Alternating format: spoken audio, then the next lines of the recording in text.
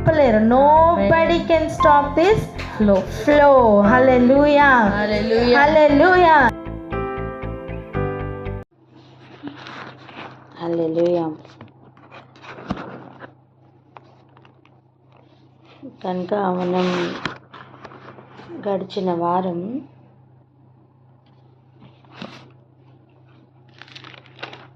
ఈ క్రీస్తు విరోధి యొక్క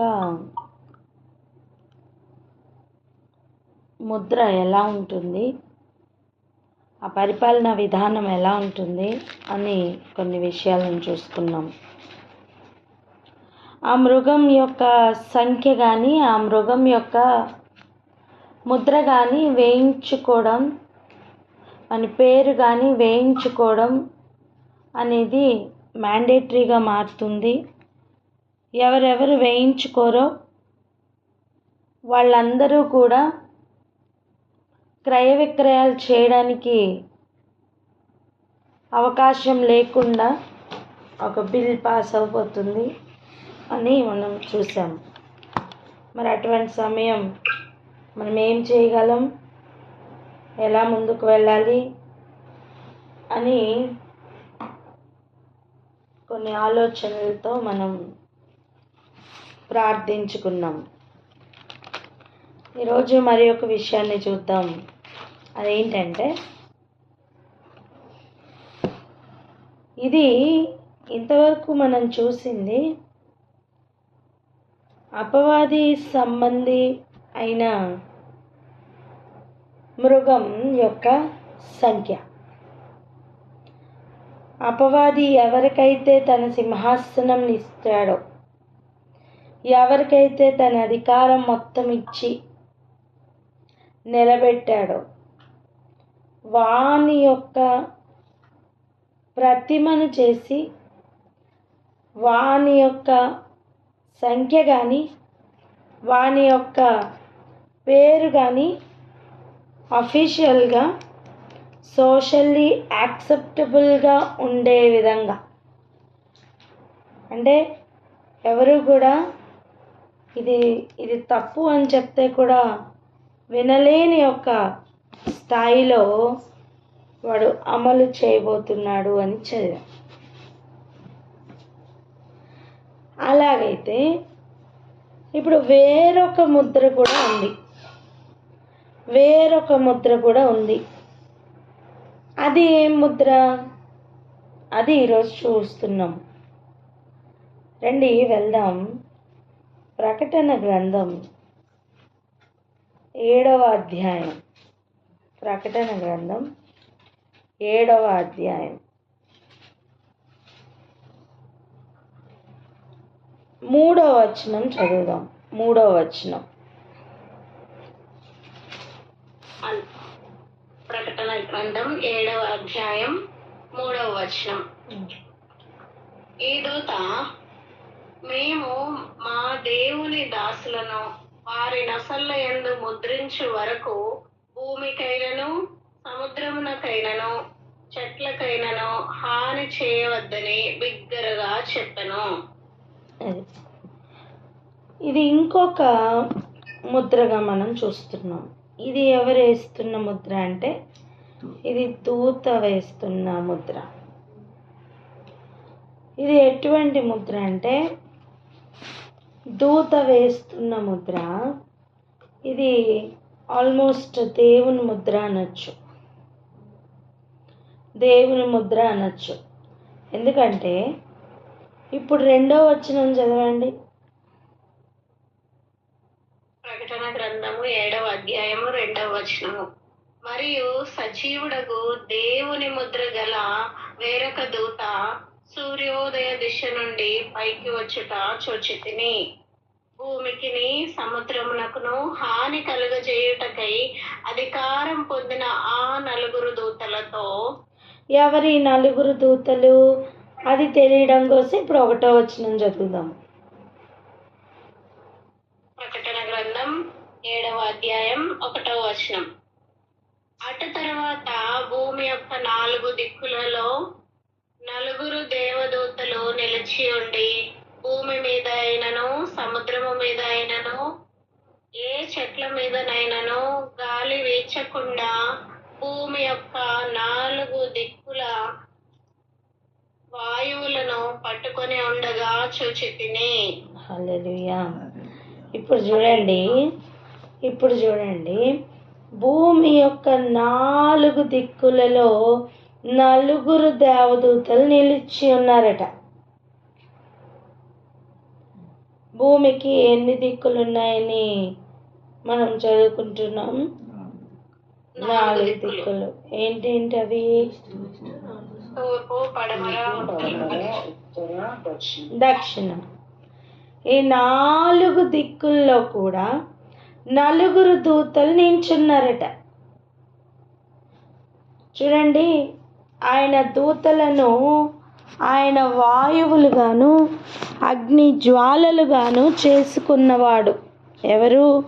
మన దేవుడు, సర్వశక్తిమంతుడు.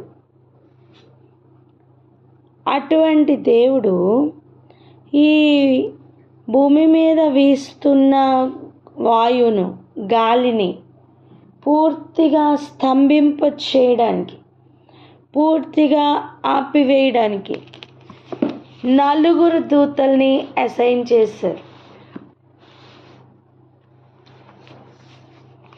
4 దూతల్ని అసైన్ చేశారు. చూడండి, ఒక గంట సేపు ఏసీ కానీ ఫ్యాన్ కానీ లేకపోతే ఉండలేకపోతున్నాం కదా ఎండల కాలంలో. అలాంటిది ఇది మనం సృష్టించుకున్న గాలి, లేదా గాలిని ఎక్కువగా వీసేటట్టుగా మనం సృష్టించుకున్న పరికరాలు. ఆల్రెడీ గాలి ఉంది కనుక దానిని కొంచెం స్టిరప్ చేస్తే మనకి ఎక్కువగా వీస్తున్న ఫీలింగ్ మనకు వస్తుంది. కానీ ఇప్పుడు ఆలోచించండి, అసలు గాలే లేదు. అప్పుడు ఎలా ఉండబోతుంది పరిస్థితి? గాలి లేకపోతే అసలు ఎలా ఉండబోతుంది పరిస్థితి? అలా భూమి మీద ఒక భయంకరమైన పరిస్థితి రావడానికి సిద్ధంగా ఉంది. ఈ దేవదూతలు 4 దిక్కుల్లో నించున్నారట. అయితే ఈ 4 దిక్కుల్లో నించున్న దూతలు గాలిని ఆపగలుగుతున్నారు అంటే వారు ఎంత పెద్దవాళ్ళై ఉండాలి? అవి ఎంత పెద్ద పెద్ద దూతలో ఆలోచించండి.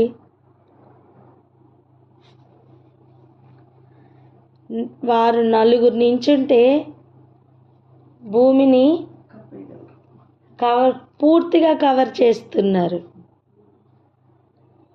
అంత పెద్ద పెద్ద దూతలు కూడా ఉన్నారు. అది మన సబ్జెక్ట్ కాదు కనుక ఇక్కడికి వచ్చేద్దాం.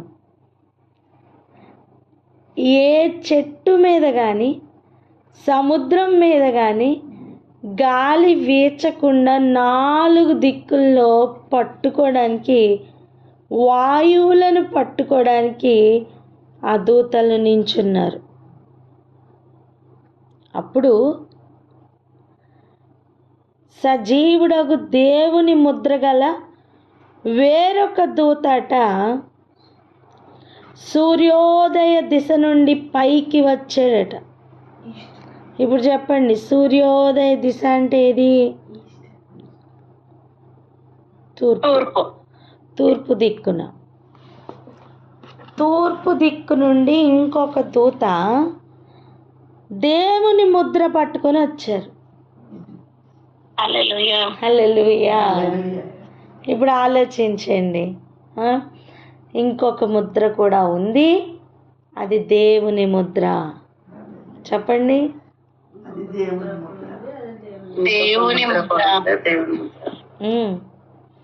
ఇంకొక ముద్ర కూడా ఉంది, అది దేవుని ముద్ర.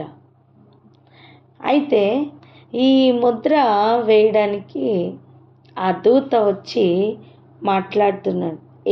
ఎవరితో? చూడండి, భూమికిని సముద్రమునకును హాని కలుగు చేయుటకై అధికారం పొందిన ఆ 4 దూతలతో ఈ ముద్ర, దేవుని ముద్ర కలిగిన దూత మాట్లాడుతున్నారు. ఇప్పుడు చూడండి ఏమని మాట్లాడుతున్నారు అంటే, ఆ దూత ఏమని చెప్తున్నాడంటే, మేము మా దేవుని దాసులను వారి నొసళ్ళ యందు ముద్రించు వరకు భూమికైనను సముద్రమునకైనను చెట్లకైనను హాని చేయవద్దని బిగ్గరగా చెప్పాను. అంటే ఈ దూత ఎందుకు వచ్చారు? ఈ దూత పని ఏంటి? ఇప్పుడు దేవుని దాసులకు ముద్ర వేయడానికి వచ్చారు. చూడండి, మా దేవుని దాసులను వారి నొసళ్ళ యందు ముద్రించడానికి వచ్చా.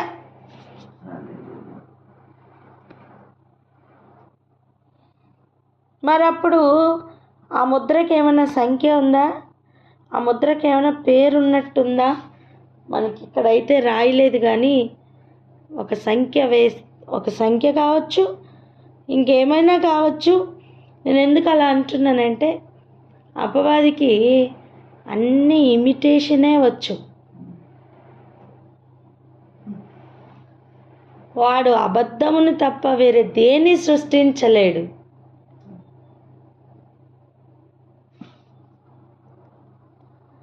నేనే సత్యం అని చెప్పిన యేసయ్యకు ఆపోజిట్లో నించుంటున్న అపవాది ఏదైనా సృష్టించగలడు అంటే అబద్ధం మాత్రం సృష్టించగలడు, లేని వార్తను పుట్టించగలడు, అంతే తప్ప ఇక ఏది సృష్టించలేడండి. వాడు కేవలం ఇమిటేట్ చేయగలడు. పరలోకంలో వాని పప్పులు ఉడకలా. చెప్పండి, అలాగే చెప్పండి.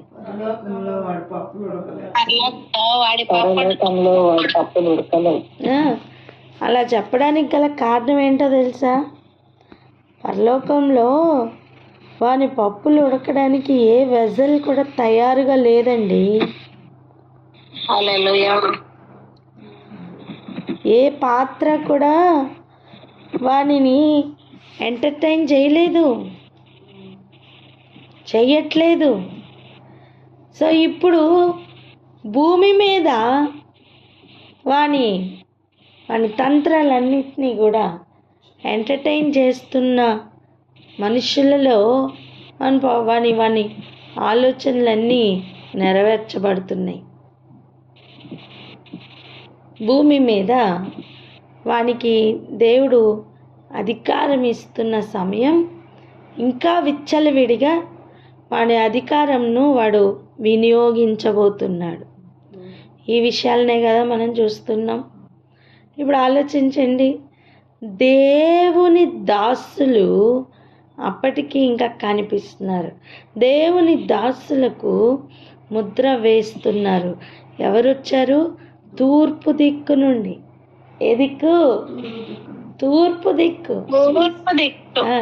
తూర్పు దిక్కు అని చెప్తున్నప్పుడే ఒక బలం రావాలి. హల్లెలూయా, హల్లెలూయా. తూర్పు దిక్కు నుండి ఒక దూత వచ్చి చెప్తున్నారు. ఏమని? మా దేవుని దాసులకు దేవుని ముద్ర వేయాలి. వేసేంత వరకు కూడా ఏ చెట్టుకి కానీ సముద్రానికి కానీ దేనికి హాని మీరు చేయొద్దు.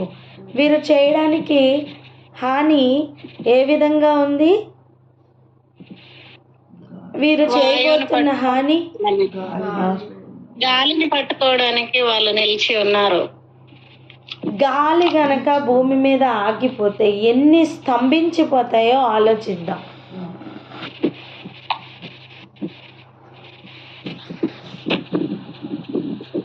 అలా ఉన్న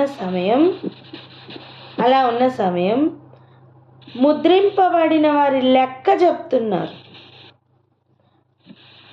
4వ వచనంలో చూస్తే అన్ని ఇశ్రాయేలీల గోత్రంలో నుండి 1,44,000 మందిని ముద్రించారట.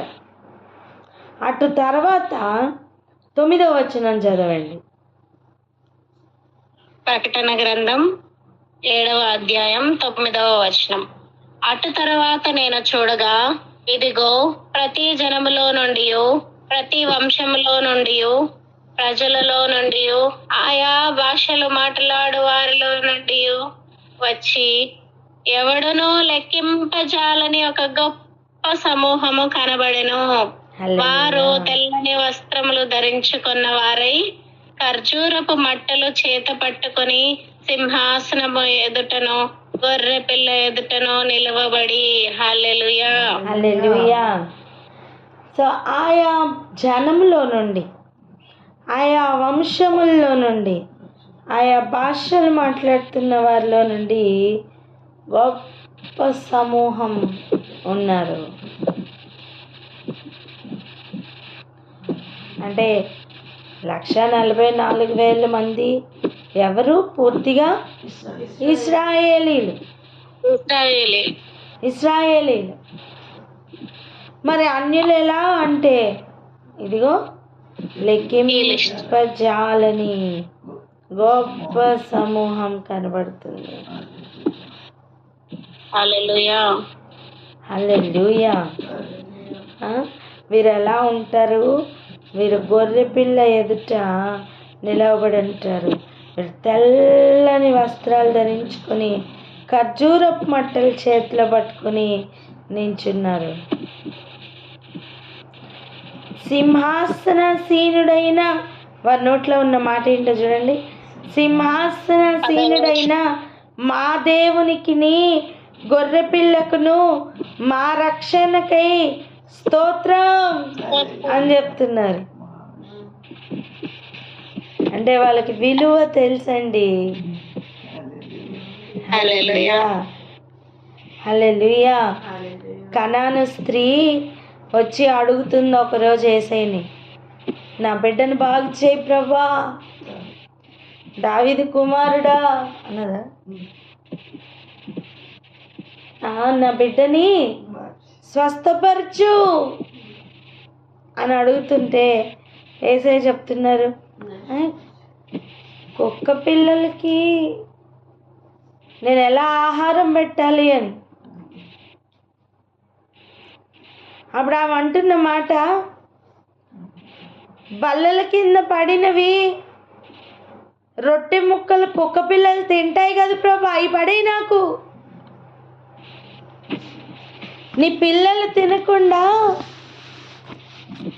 ఎంగిలి ముక్కలు, రొట్టె ముక్కలు బల్ల మీద నుంచి పడేస్తారు కదా, వాటితో నేను కడుపు నింపుకుంటాను, అవి పడేయి చాలు.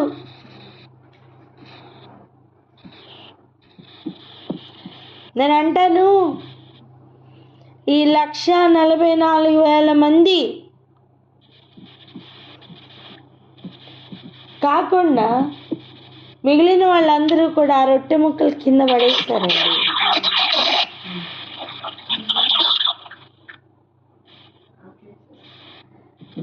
ఆ ప్లేసెస్ అన్నీ కూడా ఇప్పుడు అన్యులు ఫిల్ అయిపోయారు, ఆక్యుపై చేశారు. వాళ్ళ సంఖ్య చూడండి, లెక్కింపజాలని సంఖ్య. హల్లెలూయా హల్లెలూయా. దేవుని లెక్క ఎప్పుడూ తప్పదు. హల్లెలూయా. యూదులతో పాటు ఇశ్రాయేలీలతో పాటు సమాన వారసత్వం అన్యులకి కూడా ఇవ్వడం అనేది క్రీస్తు యొక్క మర్మములలో ఒక మర్మం.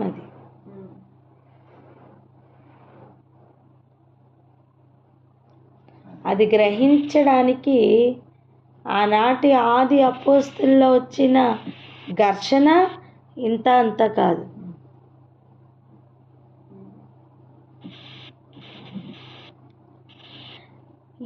ఎన్ని ఘర్షణలు జరిగినా, ఎన్ని కార్యాలు జరిగినా, ఎన్ని ఆటంకాలు వచ్చినా దూతలు తమ పనులకు తాము పూనుకుంటున్నారు. హల్లెలూయా.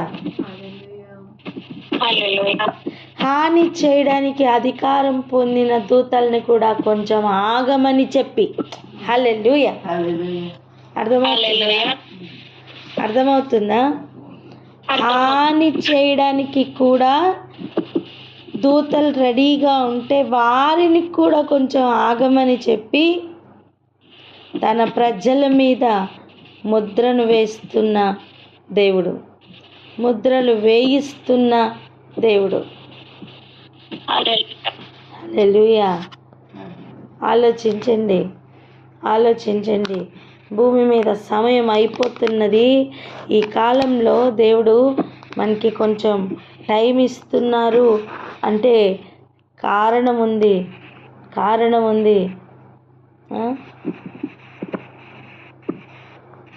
ఆ టైంని కానీ, ఆ సమయాన్ని కానీ, ఆ పిలుపుని కానీ, ఆ ఏర్పాటుని కానీ నిర్లక్ష్యం చేయొద్దు. హల్లెలూయా. హల్లెలూయా. ఆ పిలుపుని కానీ, ఆ ఏర్పాటుని కానీ, ఆ సమయాన్ని కానీ నిర్లక్ష్యం చేయను అని చెప్పండి. ఆ పిలుపుని కానీ, ఆ ఏర్పాటును కానీ, ఆ సమయమును కానీ నేను నిర్లక్ష్యం చేయను. హల్లెలూయా.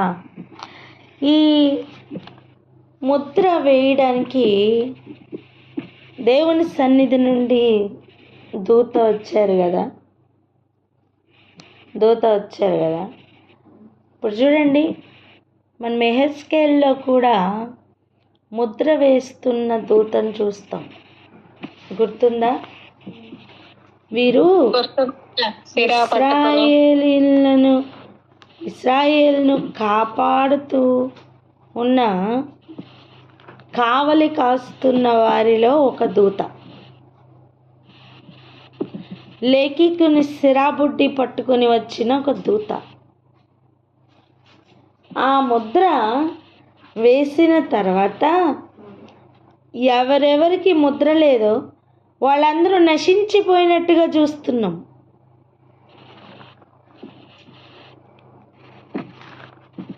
గుర్తులేదా? 9వ అధ్యాయం చూడండి, యెహెజ్కేలు 9.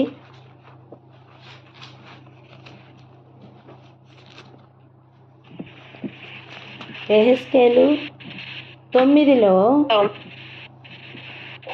1-2 అధ్యాయాలు వచనాలు కాదమ్మా.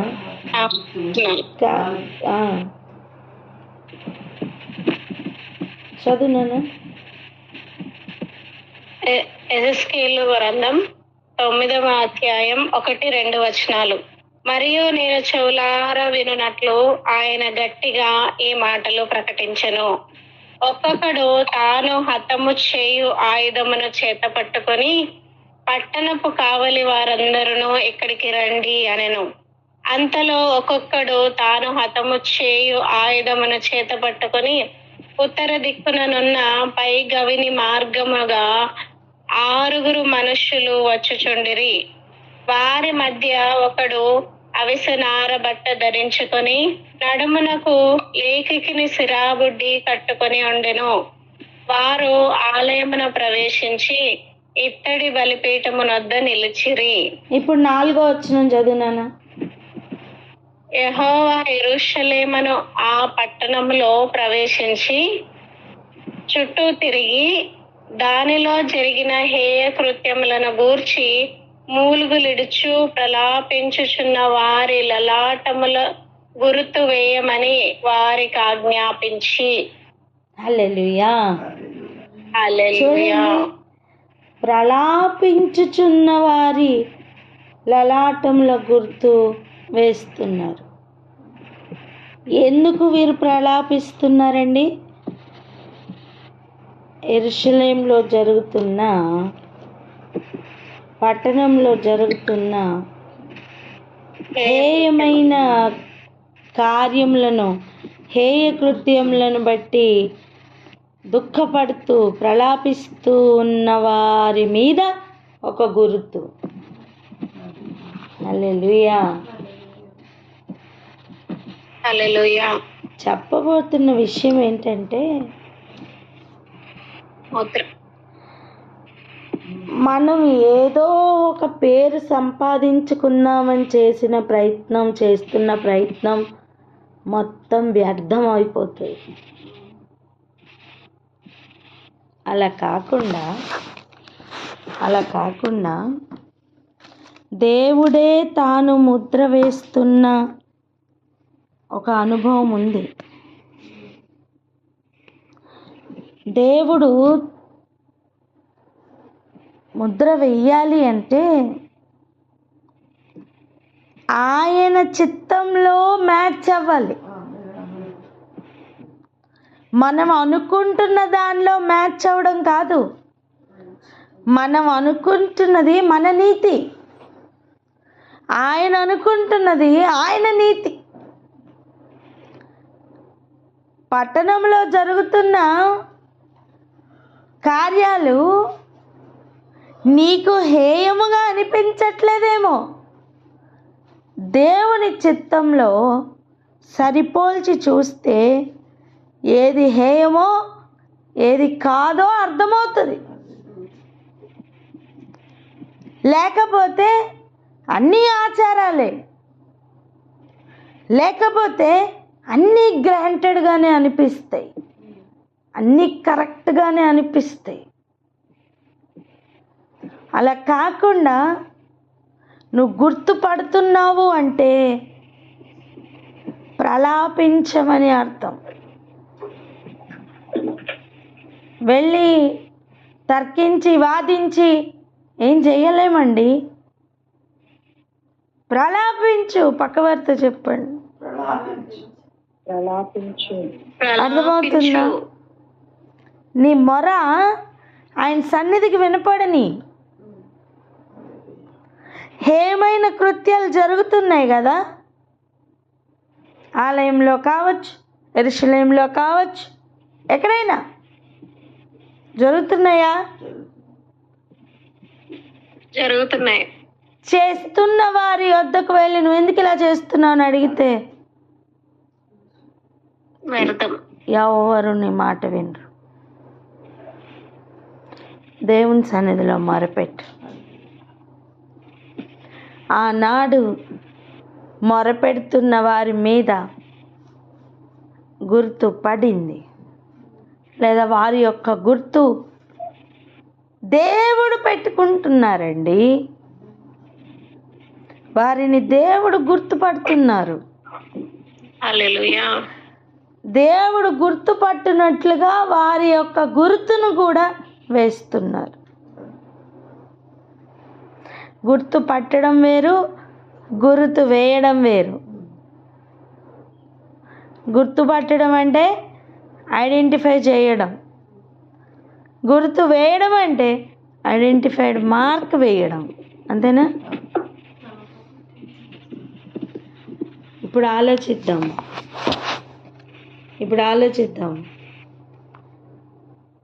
మనం ప్రకటన గ్రంథంలో ఇప్పుడు 2 ముద్రలను చూస్తున్నాం. ఒకటి దేవుని ముద్ర, ఒకటి మృగము యొక్క ముద్ర. చెప్పండి, ఒకటి ఏంటి? ఒకటి దేవుని ముద్ర, రెండవది మృగం యొక్క ముద్ర. రెండవది మృగం యొక్క ముద్ర. కానీ ఆశ్చర్యమైన విషయం ఏంటంటే ఈ ముద్ర పడిందని మనకు తెలియదండి.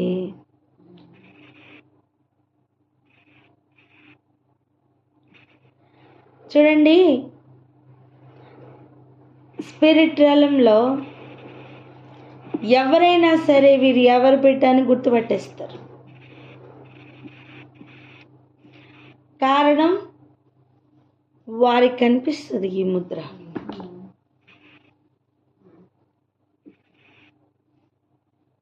మనం రోడ్డు మీద వెళ్తున్నప్పుడు, హైవేలో వెళ్తున్నప్పుడు కొన్ని చెట్లకి ఎల్లో కలర్గా గవర్నమెంట్ ముద్ర వేస్తుంటారు. ఏంటిదని అర్థం? అది గవర్నమెంట్ చెట్టు, దాన్ని ముట్టడానికి అధికారం ఇంకెవరికి లేదు. గవర్నమెంట్కి తప్ప ఇంకెవరికి అధికారం లేదు. అలా దేవుని ముద్ర పడింది అనుకోండి, అది ఏ గవర్నమెంట్? Heavenly government. చెప్పండి, హెవెన్లీ గవర్నమెంట్. Heavenly government. చెప్పండి, అది ఏ government? Heavenly government. Heavenly government నుంచి ముద్ర పడింది అనుకోండి, ఇంకెవరు టచ్ చేయరండి. హల్లెలూయా. అది ఎవరికి కనిపిస్తుంది? స్పిరిట్ రంగంలో అందరికీ కనిపిస్తుంది. మన కంటికి కనిపిస్తున్నవే సత్యం అనుకుంటే కాదు, మోసపోతాం. మనం ఎంతమందికి కనిపిస్తూ ఉంటామో తెలుసా? అర్థమవుతుందా? మనకి కనిపించేది కొంచెమే, కానీ మనం కనబడేది అనేకులకు. నేను మనుషుల గురించి చెప్పట్లేదు. నీతో పోరాడుతున్నది ఎవరు? శరీరులా? కాదు. అలాగైతే వారందరికీ కనిపిస్తుంది ముద్ర. హల్లెలూయా. ఆకాశవాసులకు కనిపిస్తుంది ఈ ముద్ర.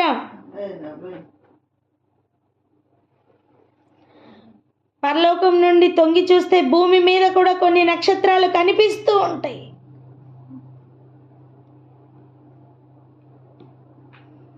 హల్లెలూయా. మీకు అర్థమైందా? భూమి మీద నించుని పైకి చూస్తే మనకి ఏం కనిపిస్తాయి? నక్షత్రాలు కనిపిస్తున్నాయా? అలాగే పరలోకంలో నుండి కిందకి గనక చూస్తే భూమిలో చీకటిగా ఉంటుంది. కానీ ఆయన బిడ్డలు ఎంతమంది ఆయన వైపు తిప్పుతున్నారో వారందరూ కూడా నక్షత్రాలుగా చీకట్లో వెలుగును చేతపట్టుకున్న వారు కనిపిస్తారండి. హల్లెలూయా. హల్లెలూయా. ఇంకొంచెం దగ్గరికి వస్తే వారి మీద దేవుని యొక్క ముద్రలు కనిపిస్తాయి. సిరాబుడ్డి పట్టుకుని ఉన్న దూత భూమి మీద ఉంటే, ఈ సజీవమైన దేవుని దగ్గర నుంచి ఈ దూత ఇప్పుడు ముద్రించడానికి బయలుదేరుతున్నారు. ఆ సమయం ఎప్పుడు? గాలిని ఆపివేయడానికి 4 దూతలు నించున్న సమయం అది. వీరు ముద్ర వేయించుకొని ఆ గొప్ప సైన్యంగా ఉన్నారే, వాళ్ళందరూ ఎవరో కాదు, వాళ్ళందరూ అన్యజనులు. ఎవరండి వాళ్ళందరూ? అన్యజనులు. అమ్మా, ఇప్పుడు నువ్వు పడుతున్న ఏడుపు, ఇప్పుడు నువ్వు పడుతున్న కష్టం, నువ్వు ఏడుస్తున్న మొర అన్ని దేవుని సన్నిధికి వినబడుతున్నాయి. మనుషులకి కాదు నాన్న, దేవునికి వినబడుతున్నాయి. పక్కవారితో చెప్పండి, మనుషులకి కాదు, దేవునికి వినబడుతున్నాయి. మనుషులకి కాదు, దేవునికి.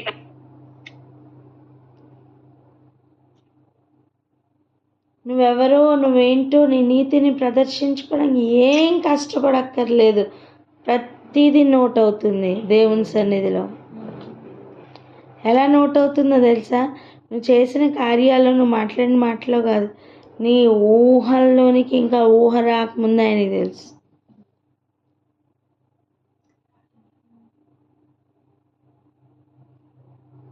మాట ఇంకా పలకకు ముందే ప్రాసెస్లో ఉన్నప్పుడే ఆయనకి తెలుసు.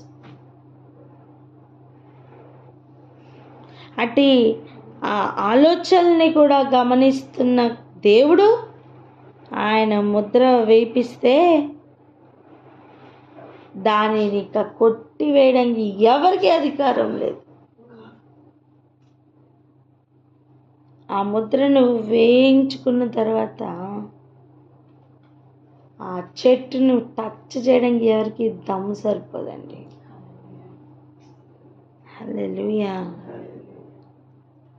హల్లెలూయా. అర్థం చేసుకుందాం. ఉం?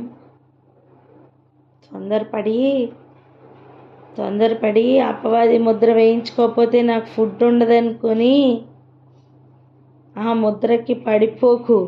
పక్కవారితో చెప్పండి, ఆ ముద్రకి పడిపోకండి.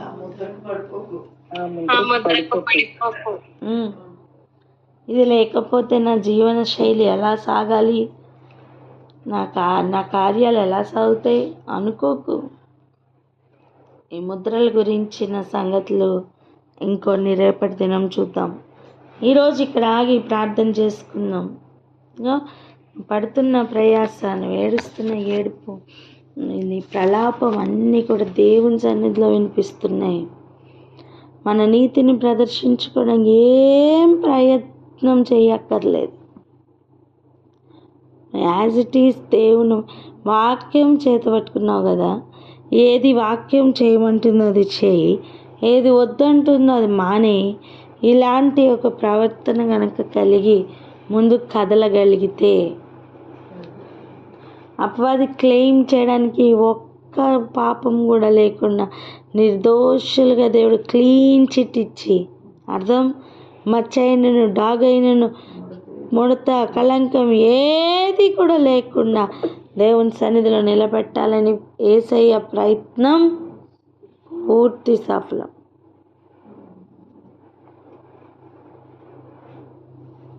అవుతుంది. ప్లాన్ వేసిన వాడు మనిషి కాదు కదా,